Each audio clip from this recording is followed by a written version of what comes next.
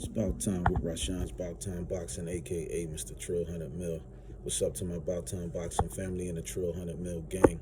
Thank you to every single one of y'all who has been taking out the time to watch the videos, like the videos, share the videos, and leave the comments. If you have not already subscribed to the channel and you're watching this video or any of my videos for the first time, please subscribe to Rashawn's About Time Boxing. Pass the word. Don't forget to hit that notification button and stay up on the latest with Rashawn's About Time Boxing. Shout out to my guy, and please subscribe to and support his channel, my guy Rebel Life Boxing, Nate's Boxing Nation, Hustlers Home Boxing, MZ Always Talk Boxing, and Mark Nash. Please support those channels, subscribe to those channels too if you have not already. Please do so. All right, so Errol Spence, Yordenis Ugas, the fight, the epilogue. Now, some people disagree with some of the things I said in the video that I actually put up after the fight. But the things that some of y'all disagree with were some of the same things that Derrick James told Errol Spence. Some people was like, nah, he was focused, he was this, he was that. And I'm talking about that 6th round, that momentary lapse in judgment.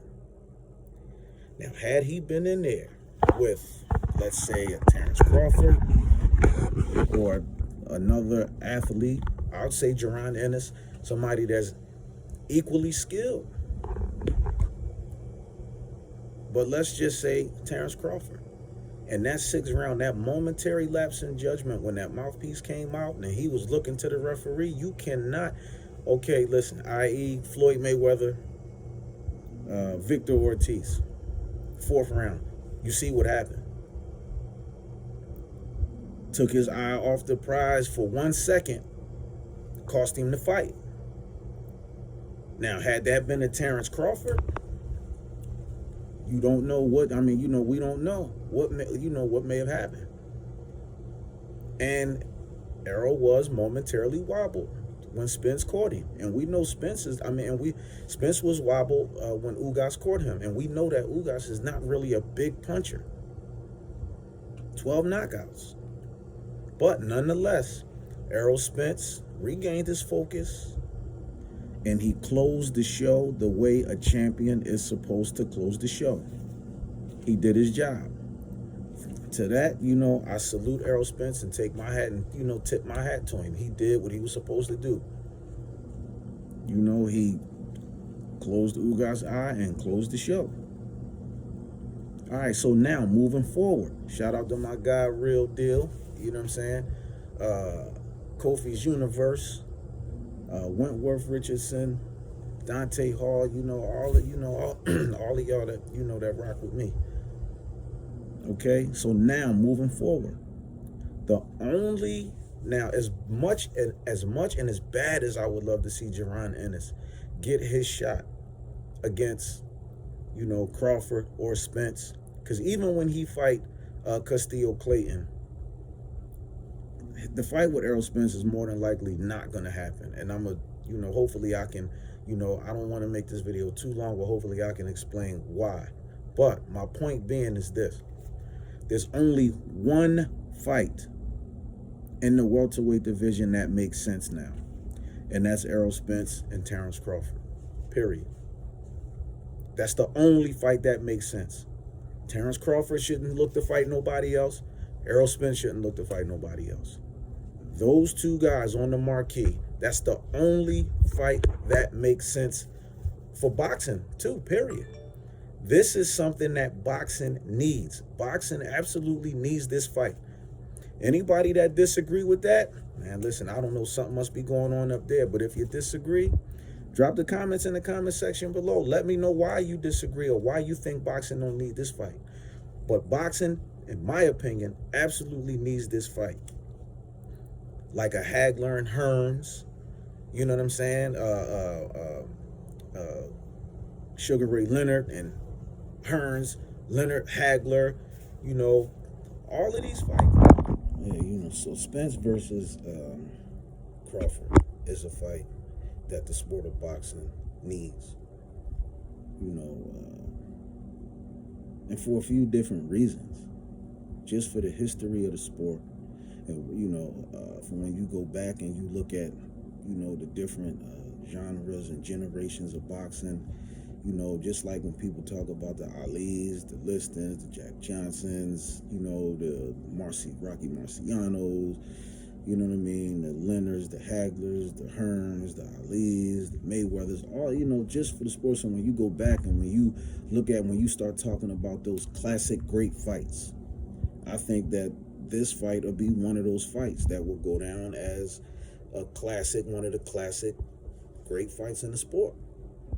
And you have some people that disagree, but if you disagree, drop the comments in the comment section below. Don't forget to subscribe to the channel. But like I said, boxing, and this is not in my opinion, this is a fact, that boxing absolutely needs Terence Crawford versus Errol Spence. It's the only fight that makes sense in the welterweight division right now. It's the only fight. As bad as I would like to see, like I said, the Virgil Ortiz, the Jaron Ennis's, and all those guys, get their shots. Like I always say, everybody's journey to the world title is different. Now, there was a point where Spence said he wouldn't fight Terence Crawford, and he wanted this 60-40, and he better take that and shut up, and this, that, and the third, and all that. But now that he's away from Bob Arum, and he reportedly has Terence Crawford reportedly has a 2-fight deal with Al Heyman and PBC. So we're going to see how that go. But the only fight that makes sense for those two guys is for them to fight each other. I don't want to see Terence Crawford fight nobody else. And I don't want to see Errol Spence fight nobody else, because, see, now there's no excuse for either one of these guys to not want to fight it. Now, I know Crawford has been trying to get the fight with Errol Spence for a minute. He's been trying to get that fight. And Spence, it seemed, it would appear to some people that he was, trying to avoid Terence Crawford. Was talking about, moving up. And I still feel like Spence is going to move up in weight. He's going to move up in weight definitely before both of them. Actually, I feel like, in my opinion, they both is going to move up in weight before Jaron Ennis will probably get it, or Virgil Ortiz will get a shot at either one of those guys. You know what I'm saying? Because whoever becomes undisputed when they fight, I think they're going to vacate and move up and make room for the Jaron Ennis, Virgil Ortiz, Conor Benz, and all of those guys, Butaevs, maybe the Kavaliauskas and all that, and maybe even Ugas again. But if those two guys don't fight each other, that's going to be bad for the sport of boxing. It's going to be bad for the sport of boxing. Why? Because, again, it's the only fight that makes sense in the welterweight division. And that's the fight everybody want to see. And if you one of those people that don't want to see the fight, tell me why. Why don't you want to see Crawford and Spence fight? It's going to be a mega showdown. I think the pay-per-view numbers is going to be bigger than Crawford's last fight and Spence's last, maybe his fight with Danny Garcia. I know it's going to be bigger than that one. And his fight with Ugas is going to be bigger. It's going to be bigger. It's more at stake. And this is a fight that does not have to be promoted. This fight is already sold. Okay? Regardless of, of course, like when the fight is announced, you got to do the promos, the press conference, and the promotion and all that. But this is one of those self-promoted fights. Like everybody's been talking about it for years, and then all of the hype and the build up to it, and then now. But this is one of those fights that I think is going to live up to the hype. And this is no knock against Floyd Mayweather or Manny Pacquiao, but I think for so long people waited to see that fight, and then when it finally happened, You know, because that was another fight that didn't have to be promoted. It was already promoted. Once they agreed to fight and the deal was inked, boom, everybody couldn't wait. But when the fight actually happened, you know, just another classical, you know, outboxing him. It wasn't no real fireworks to it. I think with Crawford and Spence, you're going to get some fireworks. And it may even be, you know, a knockdown or some knockdowns in that fight. And like I said, you know, Spence can't afford to make, you know, that mistake that he made in the 6th round against Ugas when his mouthpiece came out. Ugas hit him and the mouthpiece came out. He looking towards, can't do that with a Terence Crawford. Because he going to try to capitalize on it. And Crawford can't have a momentary lapse in judgment against Spence either. I think these guys are equally matched. I know some people feel like Errol Spence, his resume is better. You know, he may have fought the bigger names. But, you know, Crawford has, you know, he got some names on his resume too. You know, they both fought Kell Brook.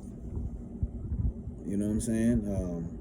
So I just feel like I said, once this fight is in, hopefully it don't take them long.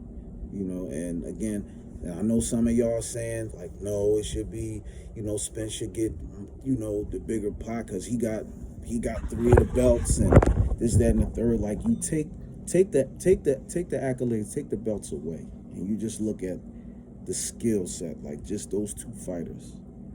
Take the belts away from both of them. Just take all that away, because Crawford was undisputed at 140. He was undisputed, and Errol Spence is trying to be undisputed at 47. So, come on. So you want to put the accolades in? We could talk about that, and I don't want to hear that. Oh, but that was at 140. It don't matter at 147. It's still part of the legacy that he's built for himself as a fighter. It's still part of his legacy. So, you see what I'm saying? So, take all that stuff away. Those guys, and to me, are evenly matched, and it should be a 50-50 split. Because Terence Crawford made more money in his fight against Sean Porter than Errol Spence made against Ugas. But you put these 2 guys on the marquee, like I say, numbers is going to go through the roof. More than what they did with Spence and Ugas, more than what they did with Crawford and Porter. It's going to go through the roof. And I feel like a 50-50 split is fair. Now, I know a lot of y'all going to be like, nah, Spence is better. He got a better resume. He got 3 of the belts. Y'all, I know y'all going to throw all that in there. I know those comments is coming. I know it. And I'll tell y'all straight from the gate, I respect, you know, y'all point of view, and I respect y'all comments. Like I said, we're going to keep it respectful and decent. You know, I'm not trying to, you know what I mean? I'm not trying to, you know, piss on nobody's head and tell you it's raining. I'm not trying to do none of that. You know, this is just my opinion. Okay? So, like I said, and I'm letting y'all know, those who disagree, I respect y'all point of view and I respect y'all opinion. You know what I mean? But I just feel like it's one of those fights, you know, it's a 50-50 split. And those guys can get anywhere between 10 and 15 million apiece. Easy, 10 to 12 million. Some of y'all might feel like, no, that's too much. No, it's not. I feel like they both earned that. They earned that type of purse. They earned it. And they both in their 30s now. Crawford 34, Spence is, I don't know, what, 32 or something like that. But y'all let me know what y'all think. Terence Crawford versus Errol Spence. Do y'all agree that this is the only fight that makes sense in the welterweight division now? Or do y'all want to see these guys take two tune-up opponents or whatever and then come back and fight each other? I don't want to see none of that. I want to see these guys, I want to see these guys come straight fight each other. That's it. No in-betweens, no tune-ups, none of that. So again, don't forget to subscribe to the channel. Drop the comments in the comment section below and let me know what y'all think. Errol Spence versus Terence Crawford. Is that the only fight that makes sense in the welterweight division? If you agree, tell me why. If you disagree, tell me why. But my opinion, or my opinionated fact, Errol Spence versus Terence Crawford is the only fight that makes sense in the welterweight division.